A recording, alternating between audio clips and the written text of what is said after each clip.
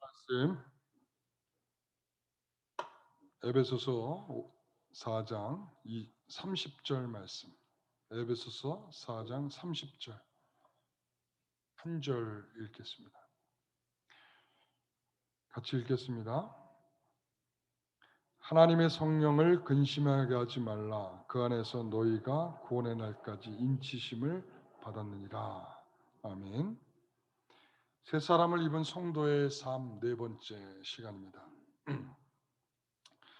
새 사람이 된 사람들은 어떻게 살아야 됩니까? 라는 질문. 옛사람을 버리고 새 사람의 옷을 입은 사람들이 어떻게 살아야 됩니까? 라고 했을 때 사도 바울은 앞절에 25절부터 시작해서 한번 내용을 한번 보도록 하겠습니다. 25절부터 그런즉 거짓을 버리고 그리고 참된 것을 말하라고 했고 26절 분을 내도 죄를 짓지 말며 해가 지도록 분을 품지 말라고 했습니다. 27절 마귀에게 틈을 주지 말라. 도둑질하는 자는 다시 도둑질하지 말고 수고하여 선한 일을 하라. 그 다음에 무릇 더러운 말은 너희 입 밖에도 내지 말고 오직 덕을 세우는 데 소용되는 대로 선한 말을 하여 듣는 자들에게 은혜를 끼치게 하라. 그랬단 말이죠. 그리고 오늘 본문이고 넘어가서 너희는 모든 악독과 노함과 분냄과 떠드는 것과 비방하는 것을 모든 악의와 함께 버리고 서로 친절하게 하며 불쌍히 여기며 서로 용서하기를 하나님의 그리스도 안에서 너희를 용서하심과 같이 하라. 이렇게 말하고 있습니다. 다시 말하면 오늘 본문의 위치가 그 내용들의 한 중간에 이렇게 들어와 있습니다. 그래서 학자들은 이것을 이야기하면서 과연 오늘 읽은 이 본문이 어디와 연결되는 거냐? 거길 굉장히 많이 이제 고민들을 했어요. 많은 사람들은 이제 29절과 연관되어 있다. 29절은 더러운 말을 버리고 이제 덕을 세우는데 소용되는 대로 선한 말을 해서 그들에게 영향을 끼치라. 그러므로 이제 성령을 이 악한 말을 하고 더러운 말을 하는 것이 성령을 근심되게 하는 것이다. 이렇게 이야기를 하는데 굉장히 그것은 좀 지엽적인 이해일 뿐이고요. 실적으로는 그것뿐만 아니라 우리가 조금 전에 읽은 모든 본문이 다 연결되어 있다. 이렇게 이해할 수 있습니다. 그래서 오늘 본문을 다시 한번 읽어보겠습니다. 30절. 하나님의 성령을 근심하게 하지 말라. 그 안에서 너희가 구원의 날까지 인치심을 받았느니라. 여러분 우리가 여기에서 열거하고 있는 여러 내용들이 있습니다. 뭐 거짓말, 도둑질, 더러운 말, 뭐 이런 여러 지금 내용들이 언급되어 있습니다. 이것을 십계명처럼 이해하고 계시지 않습니까? 혹시 십계명처럼? 요거를 한다면 내가 새 사람이겠구나. 내가 적어도 거짓말하지 않고 더러운 말하지 않고 도둑질하지 않고 분을 내지 않고 있다면 나는 새 사람이 된 것이구나. 혹시 이것을 십계명처럼 그렇게 이해하고 계시지는 않습니까? 만일 그렇게 이해하고 계시다면 그것은 율법적으로 이해하는 것이며 이 의도와 뜻과는 좀 다르다. 왜 갑자기 중간에 성령을 근심하게 하지 말라라는 말이 여기에 들어왔는지가 이 본문을 어떻게 이해해야 되는지를 우리에게 명확하게 제시해주고 있는 것입니다. 그러니까 이것은 거룩한 삶을 살 수 있도록 힘을 주신 성령이 우리와 함께 계심으로 우리가 더러운 말을 하거나 도둑질하는 것이나 이런 것들은 성령을 근심하게 하는 일이 된다. 그래서 성령께서 우리 안에 계시면서 또 우리를 부르셔서 성령이 하나 되게 하신 것을 우리를 힘써 지키라고 했을 때 이 모든 요소의 부정적인 면들은 하나 되게 하신 것을 어떻게 하는 거예요?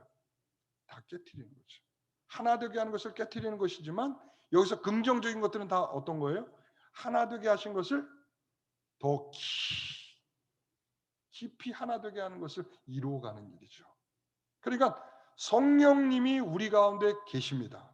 그리고 그 성령님이 우리 가운데 계시다는 전제 속에서 이 모든 일들이 우리가 긍정적으로 행한다면 뭐예요? 하나가 되게 하는 것이고 부정적으로 행한다면 우리가 하나 되는 것을 깨트리는 일이 된다. 이런 차원에서 이야기가 되는 것입니다. 자, 그래서 첫 번째 하나님의 성령을 근심하게 하지 말라 그랬습니다.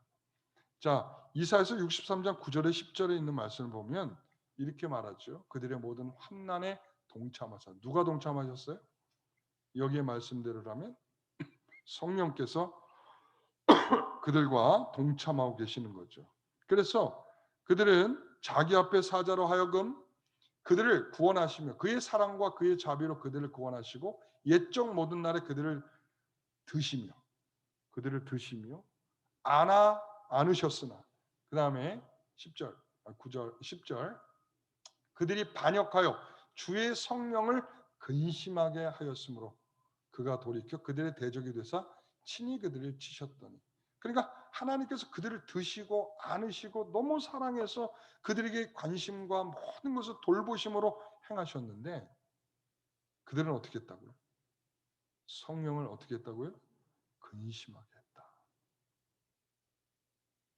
시편 78장 40절에 보면 그들이 광야에서 그에게 반항하며 사막에서 그를 슬프게 함이 몇 번인가. 이스라엘 백성들이 광야에 40년 동안 그들이 지나가면서 그 광야길을 지나가면서 얼마나 하나님을 향하여 반역된 일들을 끊임없이 보여줬더냐 말이죠. 그래서 하나님을 얼마나 슬프게 했냐 말이죠. 여러분, 하나님께서 여기서 이렇게 표현하고 있을 때 구약의 성도들이 다 이렇게 하나님의 성령을 근심되게 하고 슬프게 하고 이랬단 말이죠. 그러면 구약의 성도들만 이랬느냐 이거죠. 사도 바울은 이 말씀들을 이해하면서 구약의 성도들도 다 그래왔다. 하나님을 근심되게 했다. 그리고 하나님을 마음 아프게 했다.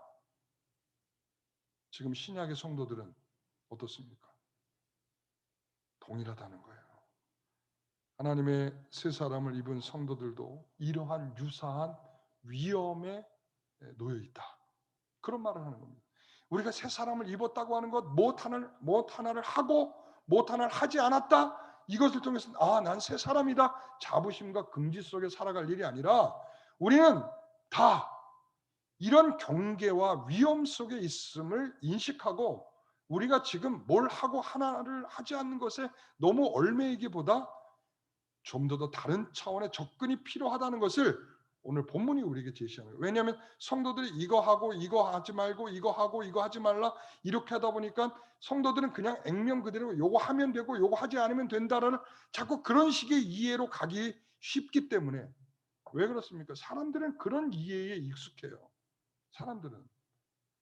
그래서 사람들이 왜 이 율법의 그 미드라시라든가 그런 어떤 율법에 좀 더 해석된 내용들을 만들어낼 때 보면 인간들의 연약한 부분들이 그대로 다 반영이 돼요. 왜? 이렇게 해야 된다. 이렇게 해야 된다. 이렇게 해야 된다. 그러니까 율법적인 건 뭐냐면 우리의 자발적이고 그리고 또한 우리의 자유의 신앙적 마음들을 다 훼손시켜요. 그래서 사람들이 그것 하느냐 안 하느냐를 굉장히 중요한 원리로 생각을 하죠. 여러분, 어떤 사람이 신앙이 좋은 것입니까? 어떤 사람이 신앙이 좋죠? 주일 성수하는 사람, 11조 내는 사람, 열심히 봉사하는 사람.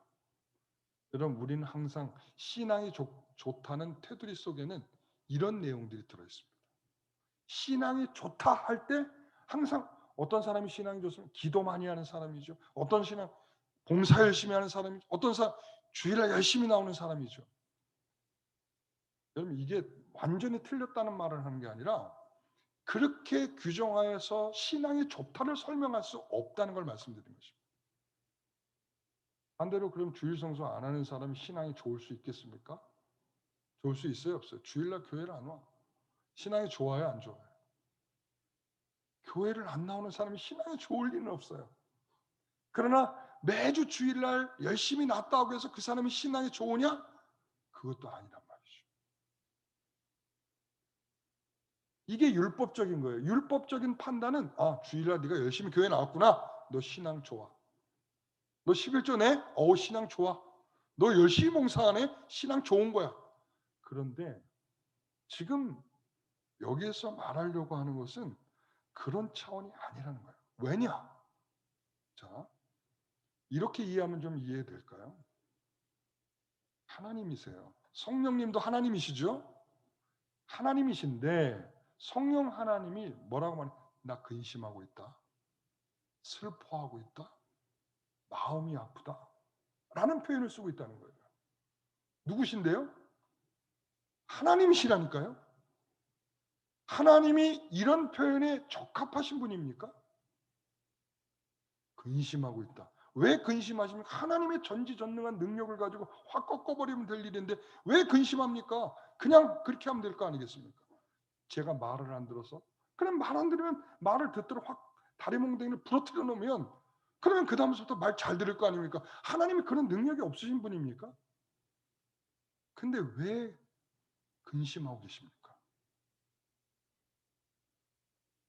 이게 하나님이 이 근심하신다라고 하는 것은 굉장히 우리에게는 우리 측면에서 보면 이런 거죠. 하나님께서 근심하고 있다, 슬퍼한다는 것은 우리에 대해서 우리의 인격을 존중해주고 있다는 거예요. 우리 인격이죠. 아무리 우리 자녀라 할지라도 우리가 그 인격을 무시할 때 굉장히 자녀들도 모독감을 느끼는 거예요. 그러니까 너무 모욕스러운 말을 한다든지 아니면 정말 너무 감정적으로 이 폭발한 감정으로 아이를 매질을 한다든지 그랬을 때 아이들은 상당히 굉장히 힘들게 모욕감을 느끼는 거예요. 그러니까 하나님께서는 우리에 대하여 이런 마음을 인격적이시다. 인격적. 인격이 인격으로서 존중하고 대우하고 그리고 또한 참아주고 기다려주고 사랑하고 계시다는 말씀을 하고 있는 거예요. 근심한다. 너무 하나님한테 어울리지 않는 단어를 하나님은 딱 말씀하고 계시는 거예요. 나는 너를 위해서 근심하고 있어. 여러분, 우리는 언제 기도합니까? 언제 기도하죠? 어려운 문제가 생기면 기도하시죠. 그래서 환난 날에 나를 부르라. 내가 너를 건지리. 내가 나를 영화롭게 하리라. 어느 때 기도해요? 어느 때 기도하죠? 환난 날에 기도하죠. 그러니까 우리는 이게 환난 날이라고 하는 것은 영어적으로 표현을 보게 되면 문제가 있는 날 이런 거예요. 문제가 있는 날. 그러니까 문제가 있는 날이 되면 우리는 항상 뭐 하게 돼요? 기도하게 되죠. 그래서 우리 성도들이 이 말씀을 너무 충실히 이행하다 보니까 문제 없으면 기도를 안 해요. 그러니까 이 말씀이 너무 마음에 그냥 와 닿으니까 다른 때는 절대 기도하고 싶지가 않은 거예요. 왜? 언제 기도해야 돼요? 문제가 있기까지는 기도 안 해요. 그러니까 하나님이 오죽 답답하면 뭘 주시겠어요? 문제가 없으면 기도를 안 하니까 문제를 주실 수밖에 없는 거죠. 예? 여러분 문제를 만나거든 감사하십시오. 왜 그렇습니까? 하나님이 여러분들을 사랑한다는 증거입니다. 기도 안 하니까 기도의 자리로 나오라는 하나님의 음성인 줄 믿고 기도하십시오. 그런데 여러분 기도에 관한 내용 중에 가장 핵심적인 내용은 뭐냐면 쉬지 말고 기도하라는 것입니다. 쉬지 말고 기도하라. 쉬지 말고 기도하라 다음에 뭐가 붙어 있죠? 이는 너희를 향하신 하나님의 뜻이라고 말하고 있어요. 우리는 자꾸 눈에 띄는 단어들은 문제가 있는 날 기도해야 돼 라고 자꾸 우리는 마음이 거기에 모아져 있는데 한편에서 뭐 쉬지 말고 기도해 라고 이것은 하나님의 뜻이야. 하나님의 뜻. 하나님의 뜻. 어떤 게 더 강력한 거예요? 하나님의 뜻을 따라야 되는 것입니까? 이게 그러니까 이 두 가지는 합쳐져야 돼요. 다시 말하면 이런 거죠. 우리는 날마다 쉬지 말고 기도하셔야 합니다. 그리고 플러스 우리가 문제를 만나게 되면 더 하나님께 부르짖어 기도해야 될 줄 압니다. 여러분 그러니까 항상 쉬지 말고라고 하는 표현은 쉬지 말고라는 말은 여러분 한 번도 쉬지 말고 기도하라는 것이 아닙니다. 여러분 어떻게 우리가 살면서 쉬지 않고 기도할 수 있겠습니까? 잠도 자야 되는데.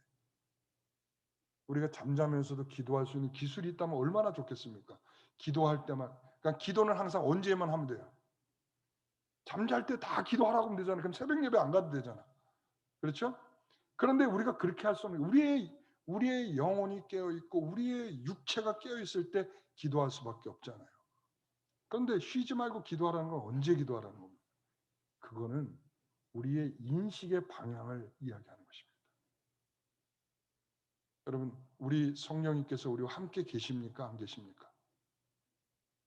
함께 계시지 않는다 하면 그 사람은 구원받지 못한 사람이에요. 성령이 우리와 함께 계시다라고 하는 것은 항상 우리를 향해서 뭘 열고 계시다는 거예요.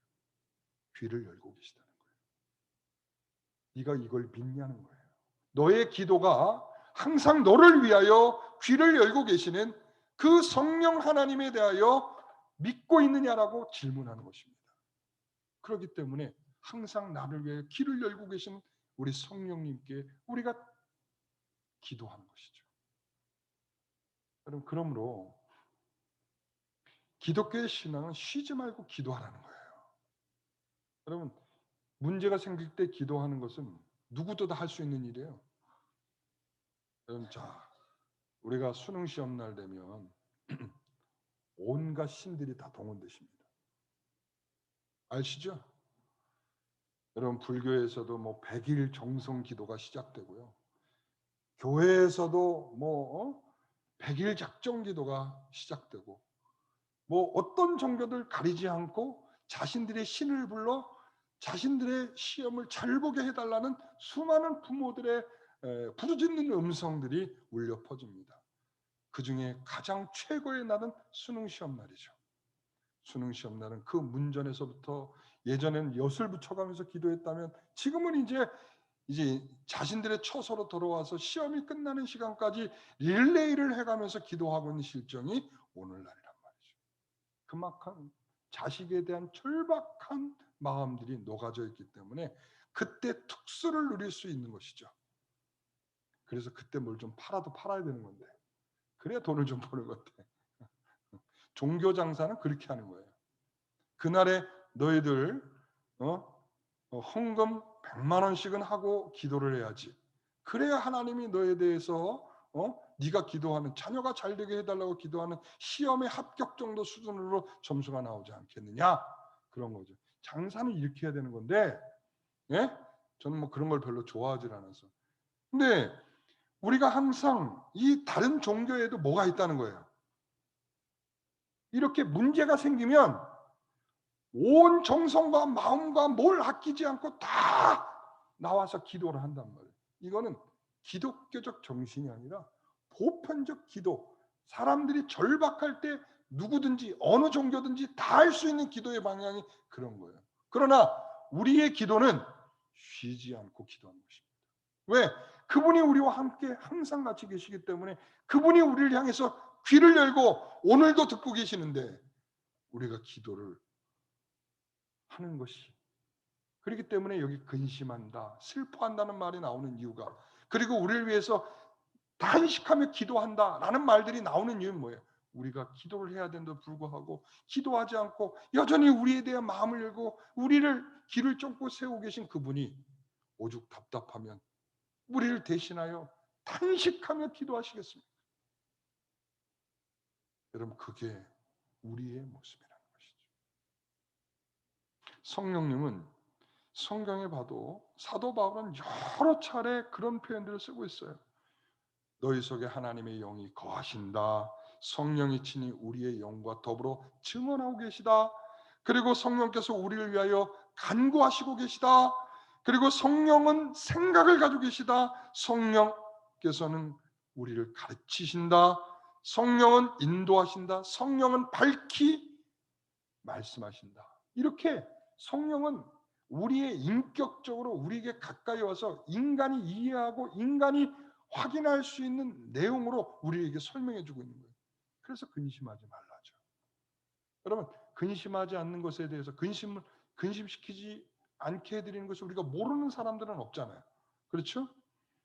이것이 바로 우리가 하나님 앞에 선한 일을 해야 할 이유도, 그리고 새 사람이 되어서 이와 같은 일들을 해야 하는 이유도 바로 우리와 함께 계시는 그분이 우리가 새 사람으로서 사는 그 은혜를 충만히 누리기를 바라시는 데 있는 것입니다. 여러분, 성령이 하나 되게 하신 것을 힘써 지키는 것, 이것이 선한 일인 것입니다. 종합적으로 말하면 이것이 바로 더러운 말을 하지 않는 것입니다.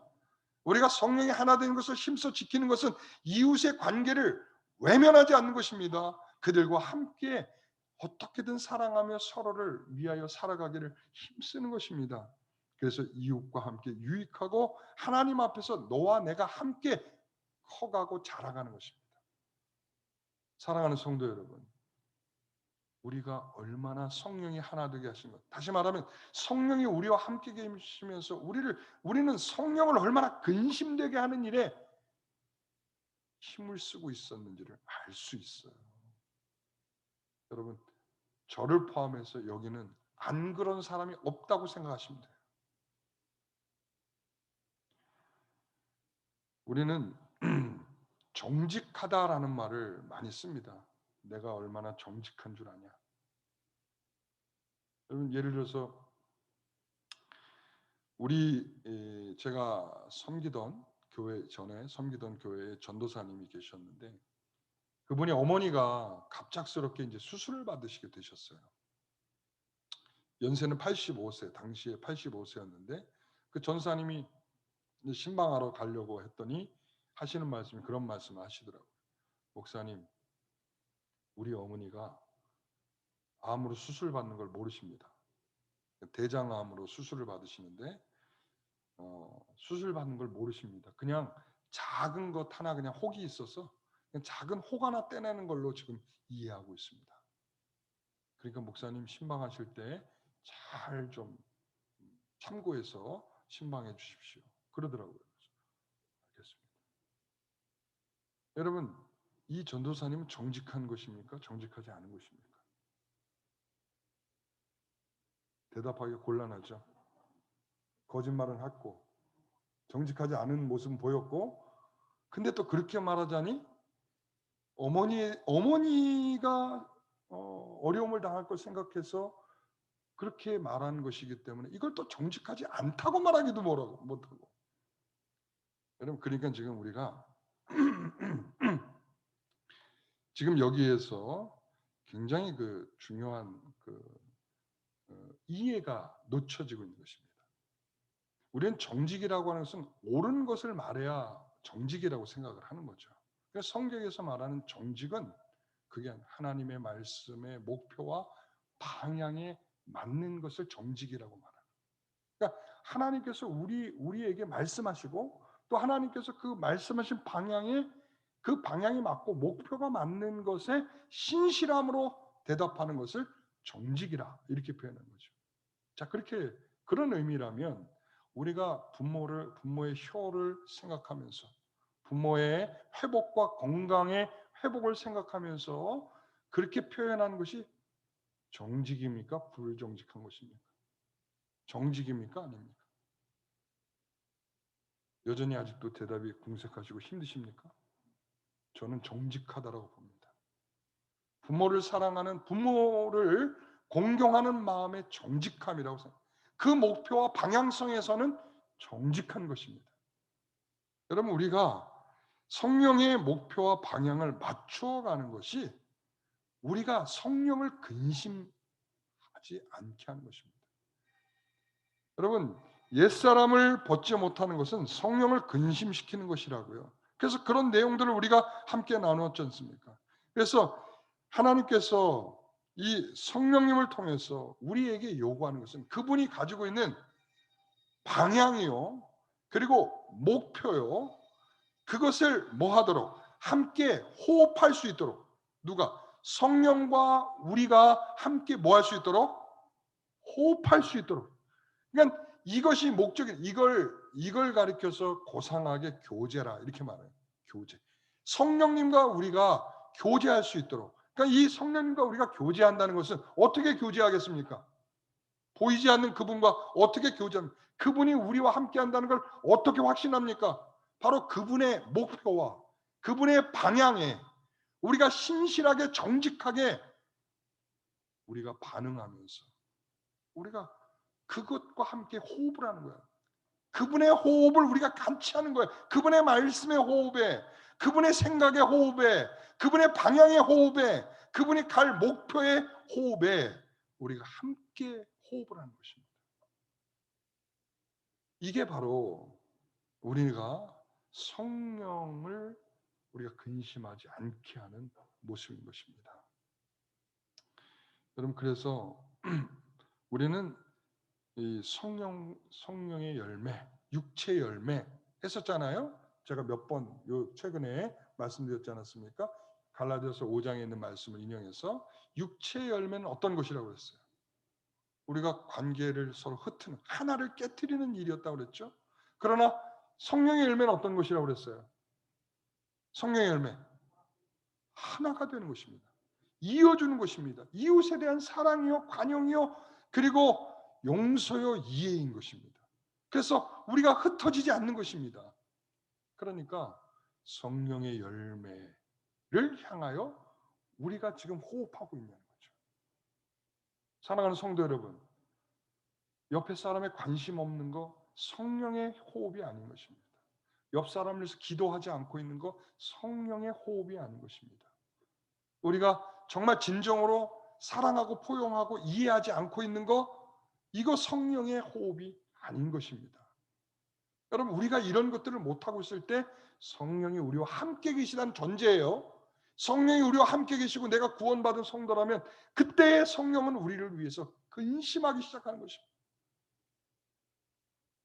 여러분, 그 두 번째, 우리 다시 한번 30절에 있는 말씀을 읽어보겠습니다. 하나님의 성령을 근심하게 하지 말라. 그 안에서 너희가 구원의 날까지 인치심을 받았느니라. 구속의 날은 어떤 날입니까? 주의 날이죠. 이 주의 날은 주의 날이면서 심판의 날이기도 합니다. 그리스도께서 오실 때 불경고한 자를 심판을 하시게 되는 최종적인 시간입니다. 자, 그런데 여기서 보게 되면 이 구속의 날이라고 하는 것, 구속의 날, 이 구속의 날에 우리를 뭐 했다고요? 날까지 인치심을 받았느니라. 여러분, 우리가 성령께서 우리를 이렇게 표시를 하는 거죠. 왜 그 도살장에 끌려가는 이 돼지나 소 엉덩이에 보면은 도장을 하나 꽝 찍어주잖아요. 그래서 그 돼지고기 가운데 가끔 가다가 쓸려올 때 그 파란 도장이 있는 부분이 쓸려오면 우리 어렸을 때 잘 안 먹었어요. 이건 이게 그땐 잘 몰랐죠. 왜 여기에 비계살에 파란 도장이 묻어 있냐, 이거 파란 게 뭐가 묻어 있는 게 되게 깨름직하고 그랬었어요. 그러니까 하나님께서 이건 내 거야, 너는 내 거야라고 하는 인치심의 도장을 우리를 찍어주시고 이 찍어주신 것을 언제까지 유지시켜 주신다는 거예요? 구속의 날까지. 다시 말하면 앞의 내용과 이 뒤의 내용이 붙어지면 이런 내용이죠. 우리가 성령을 근심하게 하는데도 불구하고 성령을 우리 위해 슬퍼하고 아파하고 그러면 내쫓아버리고 끝내버릴 수도 있는데, 우리가 어렸을 때 많이 들었던 표현이죠. 호적에서 확 파버릴라 했잖아요. 너무 속색이니까 호적에서 파버릴라, 여러분 한두 번은 들어보지 않으셨습니까? 역시 착한 우리 성도님들, 저는 여러 차례 들어봤는데, 그런데도 불구하고 호적에서 안 파신 우리 부모님의 은혜를 늘 감사하고 있잖아요. 그때 파셨다면 내가 어떻게 됐겠습니까? 고아가 돼서 지금 어디를 헤매고 어디에서 마음 아파하고 있을지 지금 생각하면 너무나 안타까운데, 그런데 그렇게 하지 아니하시고 끝까지 자녀를 유지시켜 주셨다는 거예요. 그 못되고 그리고 또 여러 가지 그 부모에 대해서 불효하는 모습을 보시면서도 가슴 답답하고 너무 괴롭지만 그럼에도 불구하고 그 자식을 끝까지 유지시켜 주셨던 부모의 마음처럼 성령은 근심하면서도 구속의 날까지 그 인치심의 확인 도장을 되돌리지 않으시겠다는 말씀이죠. 여러분, 이게 얼마나 우리에게 감사할 일입니까? 그러니까 마음껏 주님, 우리 성령님을 근심해도 되겠다. 여러분 이렇게 생각한다면 그거는 성령님이 계시지 않은 것입니다. 여러분 우리는 이 말씀 속에서 그러므로 신앙생활을 어긋나게 하는 것은 성령이 우리 안에 계시다는 것을 어떻게 보면 무시하는 일이 될 수 있고요. 그리고 우리가 이와 같이 적당한 반응을 외면하고 있는 것, 성령께서 우리에게 하시는 모든 것에 대한 적당한 반응을 외면하고 있는 것도 역시 아주 문제가 있는 것입니다.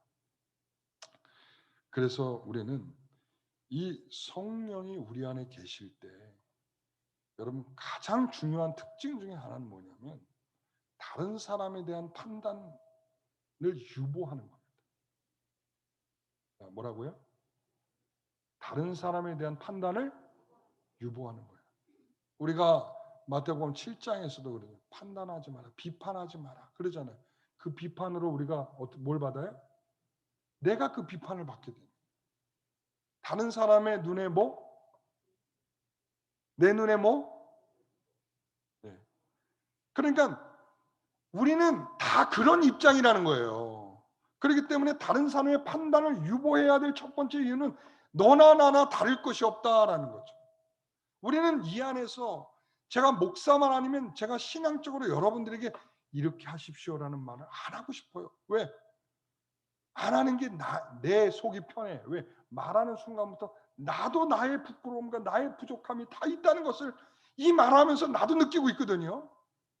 그렇기 때문에 말하는 것이 얼마나 공고하고 힘들고 어려운 일인지 몰라요. 그럼에도 불구하고 목사의 사명 때문에 하고 있는 거죠. 그러나 중요한 건 뭐냐? 우리는 신앙생활이 깊어지고 깊어질수록 우리는 타인을 보지 않고 누구를 볼까요? 나를 볼 수밖에 없는 거예요. 그래서 다윗이 주제 파악이 된 순간 상한 심령으로 하나님께 나가잖아요. 상한 심령으로. 여러분 상한 심령. 그래서 하나님께서 복받은 인생 그리고 하나님이 천국의 인생을 가리켜서 심령이 가난한 자, 애통하는 자, 온유한 자 이렇게 말하는 이유가 뭐겠습니까? 자기 주제 파악이 됐다는 거예요. 자기 주제 파악이 됐기 때문에 자기가 어떤 사람인지 알기 때문에 하나님께 어떻게 나가는 거예요? 상한 심령으로. 다른 사람한테 어떻게 나가는 거예요? 비판은 유보하는 것입니다. 자기를 확인할 때 다른 사람한테 말하기가 어려운 거예요. 왜? 내가 어떤지를 알기 때문이죠. 그러므로 오늘 우리는 성령 하나님께 근심되게 하는 자들이 되지 않기를 소망합니다. 그러면서도 때로는 그런 일이 우리에게 있을지라도 성령께서는 우리를 버리지 아니하시고 끝까지 구속의 날까지 인치심을 거두지 않으심을 생각할 때 그 은혜에 감사하면서 어떻게 하면 근심하게 하지 않을 것인가를 성령의 열매를 생각하면서 우리가 기도하는 이 시간 되기를 소원합니다. 기도하겠습니다. 하나님 감사합니다. 다윗은 상한 심령의 제사를 드리며 하나님께 나아가며 때로는 기도할 때 나를 음부에 버리지 말아달라고 기도합니다. 하나님께서 우리를 자녀 삼고 끝까지 우리를 버리시지 않겠다라고 약속을 받은 다윗도 하나님께 음부에 버리지 말아달라고 기도하는 이유가 어디 있겠습니까? 자신의 죄가 흉악하고 자신이 부족함이 충만하기 때문에 그것을 바라보는 자신은 하나님 앞에 음부에 버리지 말아달라고 기도할 수밖에 없는 줄 압니다. 하나님, 오늘 이 시간 하나님 앞에 기도하는 우리들은 성령을 근심되게 하는 자들이 아니라 성령으로 충만한 자들이 되어서 성령께서 가시고자 하는 방향, 가시고자 하는 목표에 함께 호흡할 수 있는 사람들이 되게 하여 주옵소서. 우리가 그 호흡을 따라서 날마다 하나님 앞에 쉼 없이 우리가 말씀을 드리고 인도함을 받는 우리의 모습이 되게 하여 주시옵소서. 모든 것 감사하며 예수님의 이름으로 기도하옵나이다. 아멘.